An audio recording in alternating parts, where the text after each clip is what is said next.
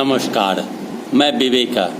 आप देख रहे हैं खबर बिहार 24। नवगछिया सैदपुर निवासी पम्पम झा की हत्या कटिहार फुटानी चौक के समीप सीजीएम और डीएसपी आवास के सामने कर दी गई। देर शाम मिर्चाईबाड़ी चौक से वो लौट रहे थे और शाम 7 बजे सीजीएम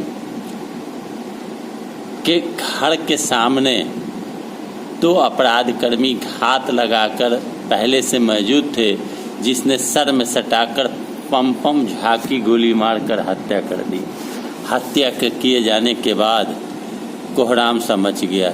पुलिस वाले पहुंचकर पम्पम झा कर उठाकर अस्पताल ले गए, लेकिन बताया जा रहा है कि वो मृत डॉक्टर ने उसके बताया। कहा जा रहा है कि पम्पम झा नवगछिया सैदपुर के रहने वाले थे और कटिहार में किराना दुकान चलाते थे, साथ ही साथ निजी इंग्लिश स्कूल भी चलाते थे। रविवार को नवगछिया में अपने घर की ढलाई करवाकर सोमवार को कटिहार लौटे थे और मंगलवार के शाम 7 बजे उसकी हत्या कर दी जाती है। कहा पुलिस के द्वारा यह भी जा रहा है कि नवगछिया में ही घर पर ज़मीनी विवाद किसी से थी, लेकिन पुलिस का मानना है कि अन्य बिंदुओं पर भी जांच की जाएगी। बिहार में अपराध चरम पर है, अपराधी बेलगाम हो चुके हैं। आए दिन कटिहार में हत्याएं हो रही है। मैथिल चौक में राहुल यादव की हत्या, संतोषी चौक में मेयर शिवा पासवान की हत्या, अब ऑफिसर्स कॉलोनी जहां सीजीएम और डीएसपी का आवास है, 150 गज की दूरी पर कटिहार आरक्षी अधीक्षक और जिला पदाधिकारी का आवास है। इतने पदाधिकारियों के आवास के बीच पम्पम झा को गोली मारकर हत्या की गई। इससे साफ जाहिर होता है कि बिहार में कानून व्यवस्था नाम की कोई चीज़ अब बची नहीं है। बिहार में अपराध बढ़ा है।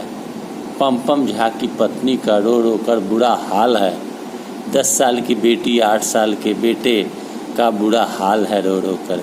किसी भी हत्या के बाद पुलिस वाले सीधे ज़मीनी विवाद बताते हैं।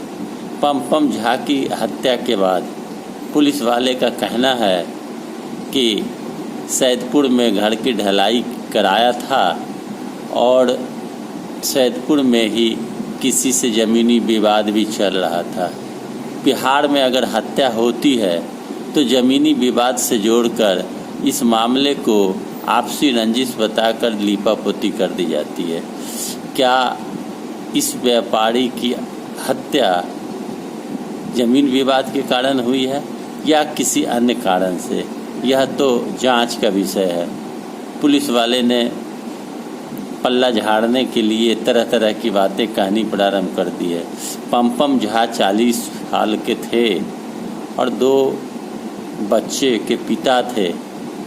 ऑफिसर्स कॉलोनी में रहकर इंग्लिश स्कूल चलाते थे और किराना दुकान भी चलाने का काम करते थे। देर शाम 7 बजे हत्या कर दी गई। इससे आप पुलिस के अपराधियों के मनोबल को समझ सकते हैं कि हाई सिक्योरिटी जोन में भी अपराधी बेखौफ होकर हत्या करने में पीछे नहीं रहते हैं। अब क्या होगा बिहार का, यह तो आम जनता ही जाने। आप मेरे साथ जुड़े रहने के लिए मेरे चैनल को सब्सक्राइब करें, वीडियो को लाइक करें। धन्यवाद।